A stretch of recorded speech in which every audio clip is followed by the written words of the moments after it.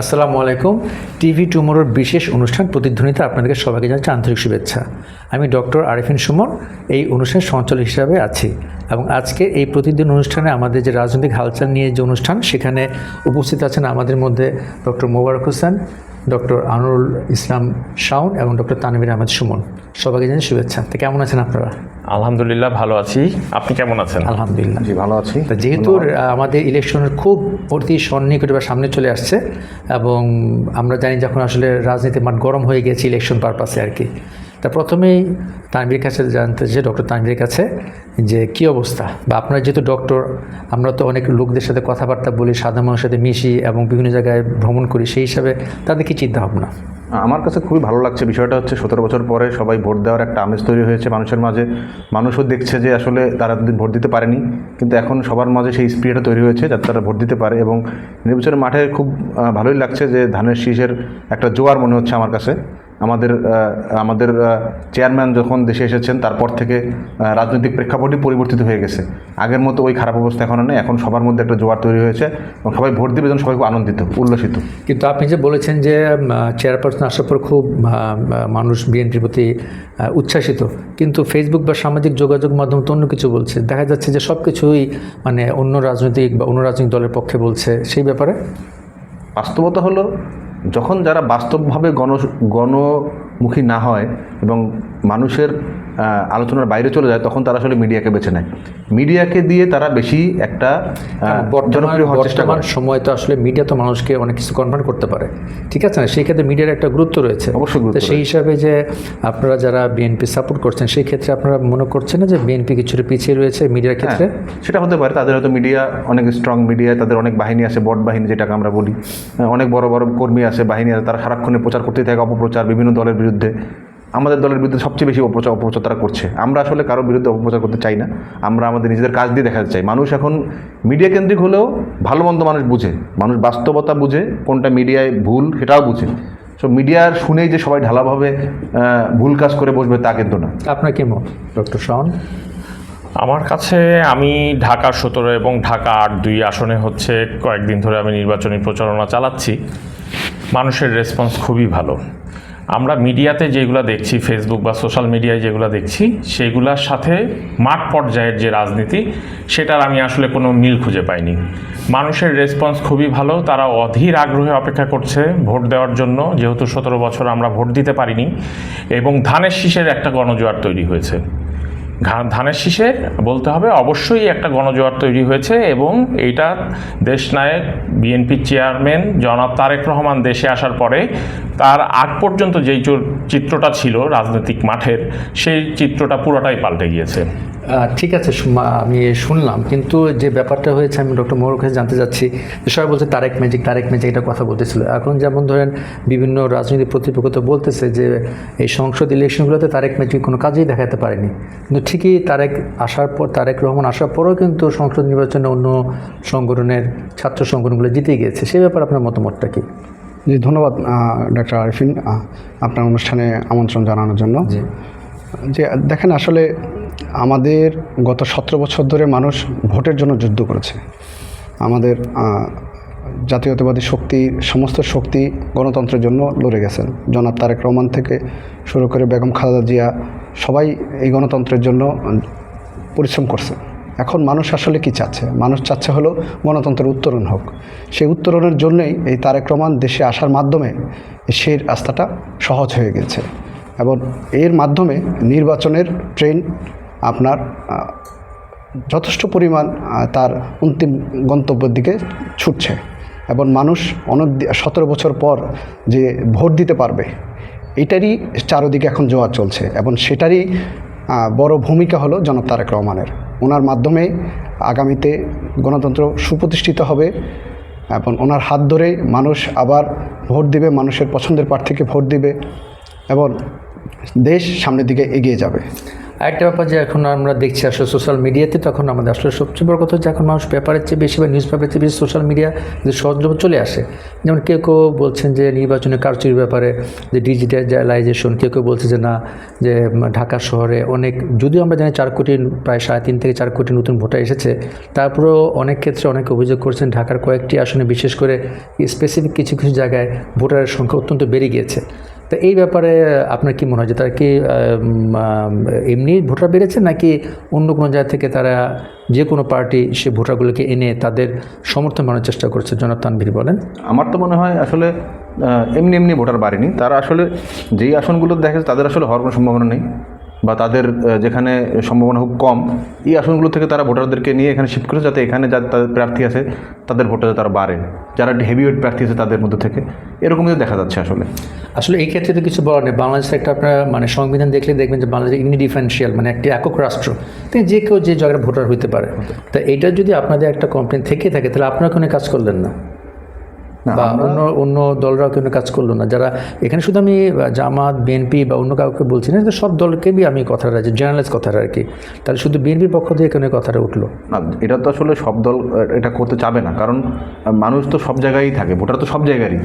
তো যখন একটা দল গণবিচ্ছিন্ন না হয়, যখন সার্বজনীন যখন একটা দল হয়, তখন তো তার আসলে সব জায়গাতেই একটা সাপোর্ট থাকবে। তো আমি কেন আমার সাপোর্ট আরেক জায়গায় শিফট করব? যখন বোঝা যাবে যে ওই এলাকায় আমার কোনো, ওই ভোটার দিয়ে আমার কোনো কাজে আসবে না, তখনই না আমি আমার স্বার্থের জন্য আমি আরেকটা জায়গায় শিফট করবো। আদারওয়াইজ গণমুখী যে দলগুলো, এগুলো কখনোই এগুলো করবে না। আপনার কি মত ডক্টর মোবারক? আচ্ছা, এই ব্যাপারটা আসলে আমরা কয়েকদিন ধরে মিডিয়াতে আমরা শুনতে পাচ্ছি যে আসলে কিছু মাইগ্রেশনের মাধ্যমে কিছু ভোটার বিভিন্ন আসনগুলোতে, নির্দিষ্ট কিছু আসনগুলোতে মাইগ্রেশন হচ্ছে। আসলে দেখেন, একটা দল যখন জনবিচ্ছিন্ন হয়ে যায়, তখন সে চিন্তা করে সারা দেশ নিয়ে ভাবে না, জনগণকে নিয়ে ভাবে না, সাধারণ মানুষের ভোট নিতে গেলে আরেকটা হলো যে তার নেতাকর্মীর ভোট, এর মাধ্যমে তো আসলে জয় পরাজয় নির্ধারণ হবে না। যখন সাধারণ মানুষ স্বতঃস্ফূর্তভাবে ভোট দিবে, যে দলকে ভোট দিবে সেই প্রার্থী বিজয়ী হয়ে আসবে।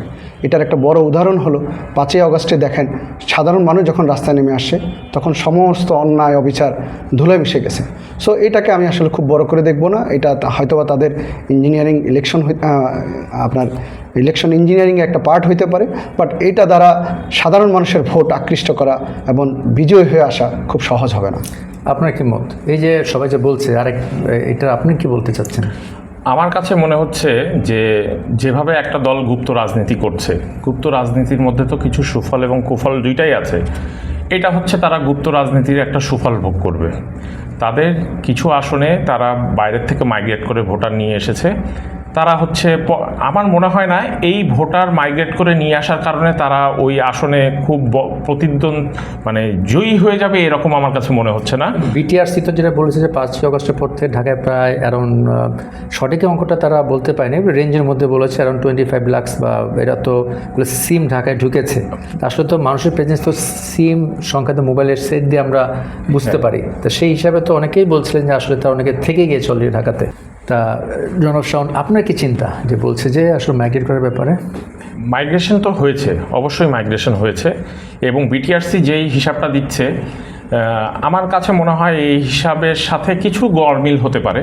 কারণ 25 লাখ মানুষ যদি মাইগ্রেশন হয় বা সিম যদি ঢুকে, অনেক মানুষ আছে 2-3টা সিম ব্যবহার করে, আর যারা গুপ্ত রাজনীতি করে তারা তো আরও বেশি সিম ব্যবহার করে।